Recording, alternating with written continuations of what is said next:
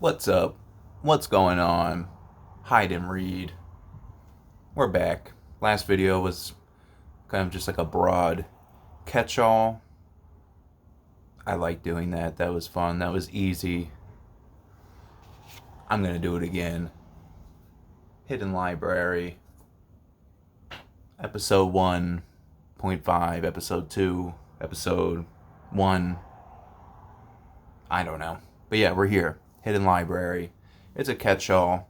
We're just going to talk about what I've been reading and different book topics as they come up. There's no plan. There's no schedule or outline here. We're just gonna go through it. Okay. So, how about what am I currently reading? Currently reading Swan Song. Reading this with Ian, Mr. Pizza Rat, and I'm enjoying it so far. I'm a little bit more than halfway through book 1 of 2. Just planning on reading book 1 for the month of May and finishing book 2 for June. It's a lot of fun for me, not for the characters. They're going through a nuclear holocaust. Very good description of the bombs going off, people getting radiated, the aftermath of multiple nuclear explosions, and there's a little bit of supernatural elements as well. The characters are all very different from each other, but seemingly relatable. I think so far my favorite character has to be this homeless woman named Sister Creep. She's kind of like an alcoholic, kind of vagabond slash street preacher, and she is beginning to regain her sanity after this apocalyptic event. And yeah, her sanity is slowly coming back to her, and she's kind of realizing the situation that she's been in for the past couple years or so as a, like I said, alcoholic street person on the streets of Manhattan. So yeah, that's fun. Swan Song. Lots of good reviews for it out there. A lot of people compare it to The Stand. Yeah, I'm, it's good. It's good. I'm enjoying it. Let's see. I guess then we could talk about this book that I also finished recently. Neal Stephenson, Snow Crash. I don't read a lot of sci-fi, especially like recent stuff, and this was like a cyberpunk kind of book written in 1992. Does a good job kind of predicting the current technology that we have to some extent. The most interesting parts of this book have to do with the setting. It's like kind of a parallel futuristic timeline where there's anarchy, but kind of like regional regulations appear because the people controlling everything are obviously going to be the people with the most capital, and so it's like kind of like a anarcho-capitalist kind of dystopia. And yeah, so it's kind of endearing at the same time. You start the book off with the protagonist, hero protagonist, Hiro. Yeah, I know.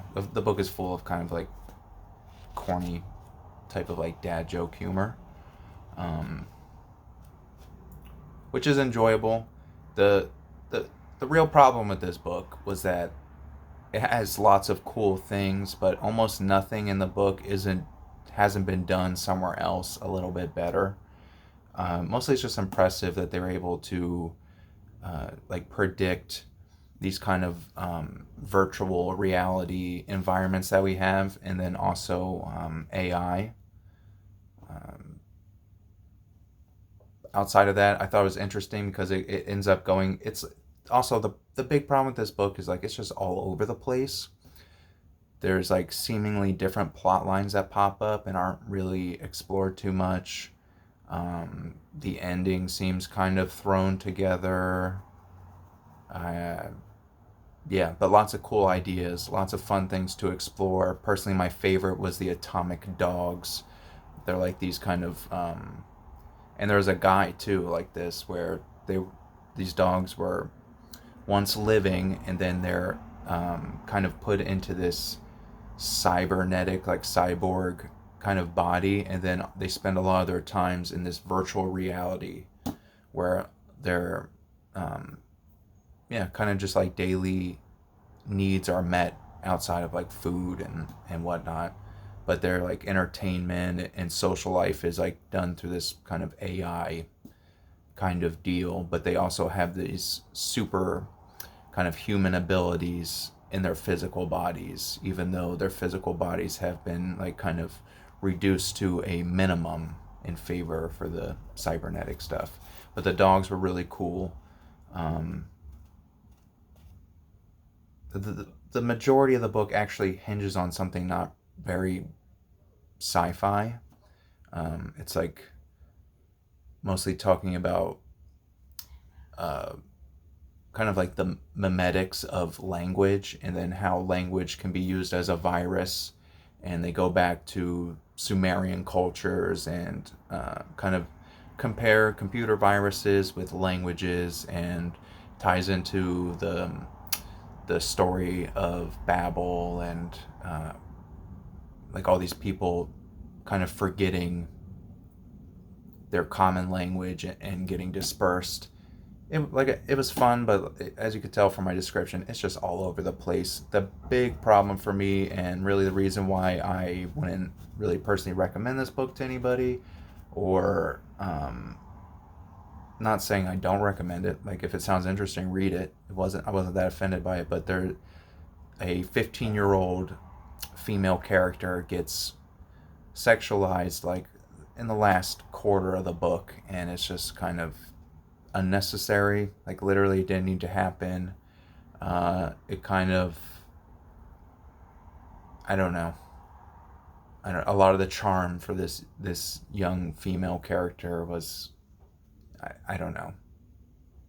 I feel like it kind of just evaporates when something like that in the plots happen, and yeah, I just don't like it. I don't like it. I understand it's a fiction. I understand there's different time periods and cultures, and kind of like morality can change based on these things. And it's bizarre because I'm more bothered by it in fiction than in real life. Like if you told me, oh, this historical person had like 3 15-year-old brides, I was like, okay, well, he's the Mongolian emperor of that section of China, or what.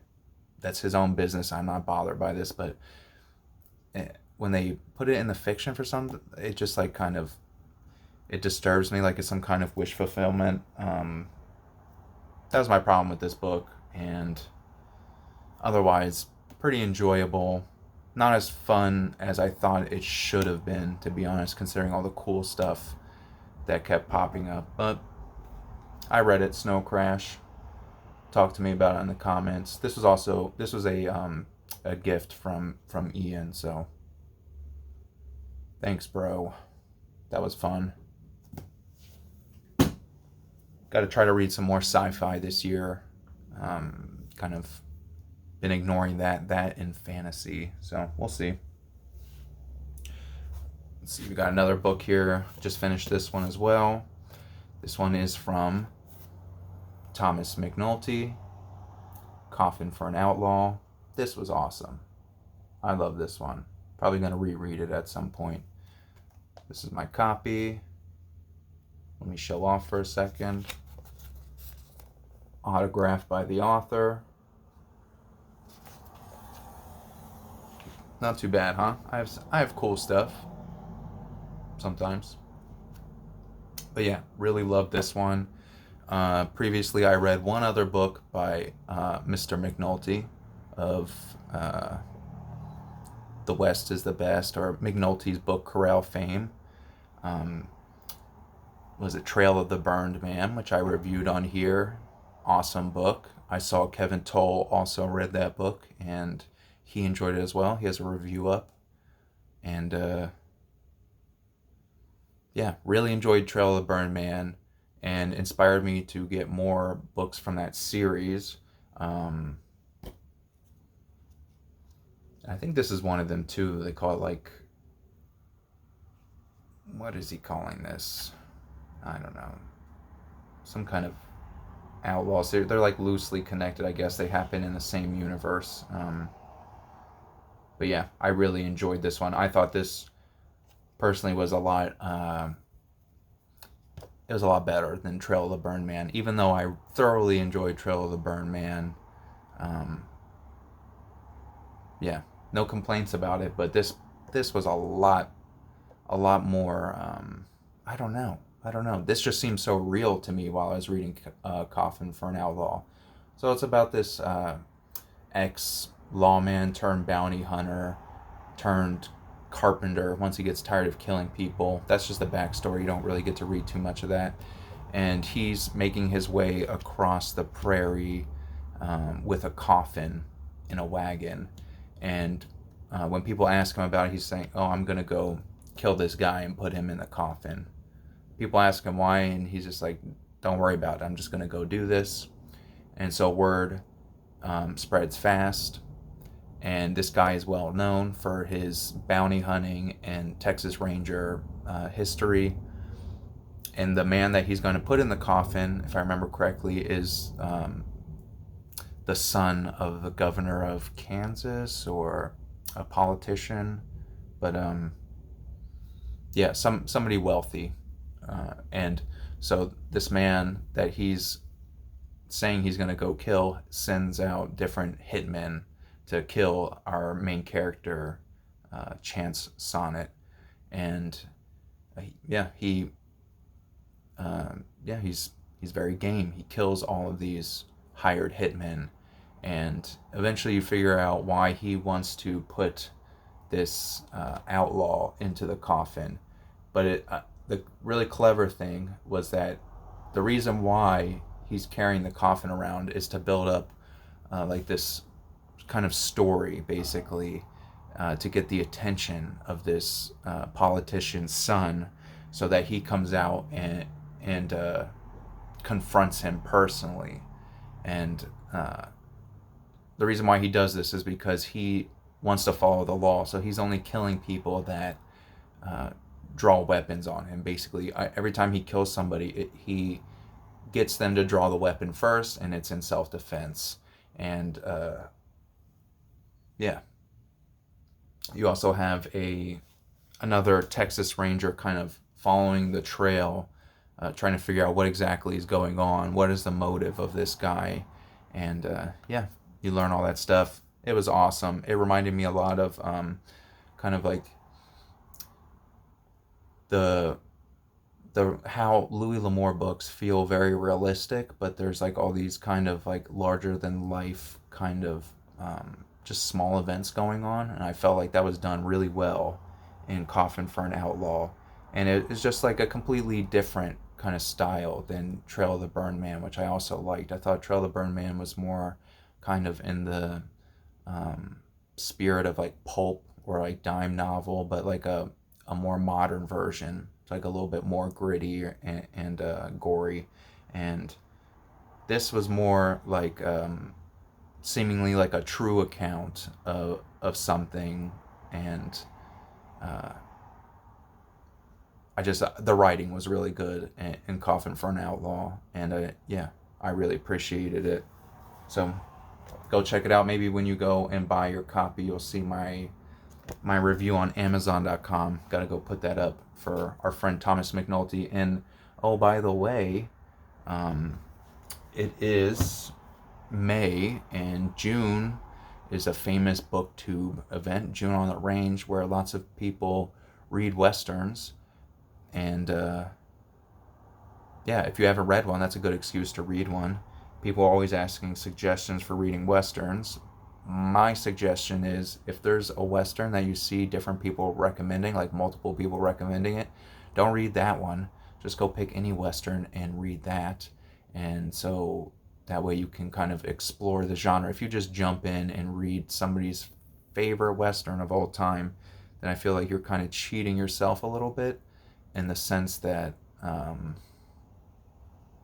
yeah, what are you going to fall back on once you read like the best of something? I just feel like that with almost everything, music, authors. Like, okay, I know I'm probably going to appreciate uh, Shane, for example. That's a very popular, well loved Western. Okay, so I don't need to just jump in and read Shane, because I know I'm probably going to enjoy that. So I could go read Coffin for an Outlaw, for example. I haven't read that one, so that's my approach to westerns, to be honest. Because it's like you're reading for the themes almost a lot of the time. It's like the theme and the setting and the aesthetic of westerns, and different writers will capture different, uh, yeah, just different aspects of that. And so that's my advice for jumping into westerns. If you haven't read too many, or you haven't read any at all, just go grab any of them. They're easy to find at the used bookstores, and yeah, give it a shot. Give it a shot. And if you hate it, you could always read one that's like a guaranteed win, basically. So let's jump right into the book haul. I'm trying to think, do I need to talk about anything else? No, not really. We've covered stuff. We covered the 15-year-old girl thing. I hate when they do that in books. I had one of my favorite authors, Haruki Murakami. I noticed he kept doing this with 15-year-old characters and making them have relations with older characters in the book, and not like really addressing that was happening, just kind of smoothing it over. And after seeing that happen a couple of times in the writing, he went from my favorite author to an author that I don't read anymore. So I know lots of people have different things that they're kind of like triggered by, as people say, but I just find that very distasteful, and especially so in fiction. It's just, I don't know. Maybe I could be proved wrong. Maybe that could be a pivotal part of a story or something important. But every time I read it in a book, it's kind of just like snuck in there, not really addressed, and it wasn't even necessary. So I just don't. Never a fan of that. Anyway, Vampire Hunter D, Hideyuki Kikuchi. This is the second omnibus. Excuse me. It has like 3 or 4 books in it, so I'm just collecting these. There's a lot of them now. Dark Horse is putting them out. They're great. Vampire Hunter D is like a serialized set of novels. There's like 20 some odd of them by now. They're all translated from the Japanese. They have nice pen and ink illustrations. There's a cool anime if you're into that. Yeah.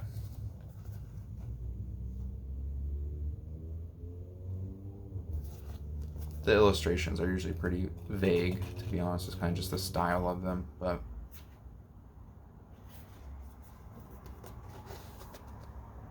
cool stuff like that. I'm into it. I got a bunch of the single versions of the books, but they got so expensive, and I guess there's enough demand that Dark Horse decided to put out these nice omnibus versions, which I started collecting. So, pick that up, Barnes & Noble. I'm moving again, so this is probably the last time I'll be making a video in this room. Excuse me. Had to get rid of a bunch of books, so between donating and cashing in at the used bookstore, I have a lot of book credit now, so I picked up, not much, just a little bit. R.L. Stine, Goosebumps, You Can't Scare Me. This one's a little bit beat up, but I won't even buy the like reprinted versions, because I don't like the covers, I don't like the formats. And yeah, this was very comforting for me when I was younger. I loved all these books, and I think I read all 3 of these, I'm pretty sure. My Hairiest Adventure, which was one of my least favorite covers growing up. Like, eventually I did get this book, but I just was never like, oh, I need to get this one. I need it. Alright. It's funny. He puts on tanning kind of lotion, and it turns him into a wolf. Fun. Fun, fun, fun. And number 3, Monster Blood 3. Growing Up Too Fast. I feel like that's a great cover there. So, Monster Blood 3. So I picked up some more Goosebumps, add that to the collection, and then I grabbed, I don't even know, is this like an alternate history, alternate timeline? I'm not sure, but I read a couple pages, the writing was good, and the subject matter is interesting to me. It's called Two Crowns for America, Catherine Kurtz.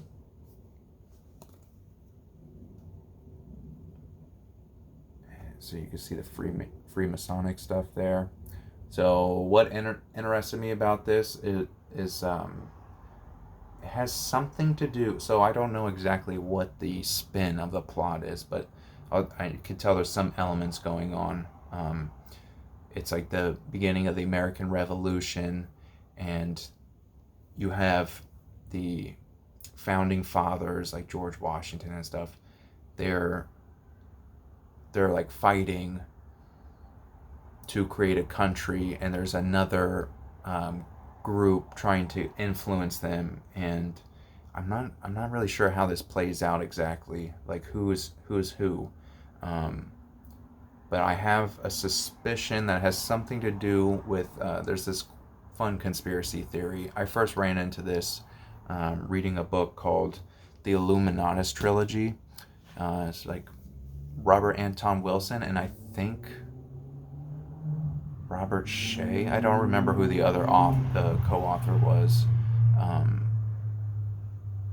It wasn't a great book, but it had lots of cool stuff in it. And one of the kind of theories that it introduces is that the guy that we think of as George Washington was actually replaced, I think like assassinated and replaced by this Bavarian monarch, Adam Weishaupt. And so like when we see imagery of George Washington, it's actually this guy, Adam Weishaupt, who replaced George Washington, and he was put into that position by the Bavarian Illuminati. And there's like kind of a lot of historical coincidences that make this whole kind of theory interesting. Whether you choose to believe it or not, I'm still very curious, and I suspect that this has something to do with that. But yeah, Two Crowns for America. I never saw or heard of this book. I'm just kind of interested to see how this is handled, basically. So yeah, we'll see. And that's what I got for you. Until next time, find somewhere to hide, find something to read. Peace.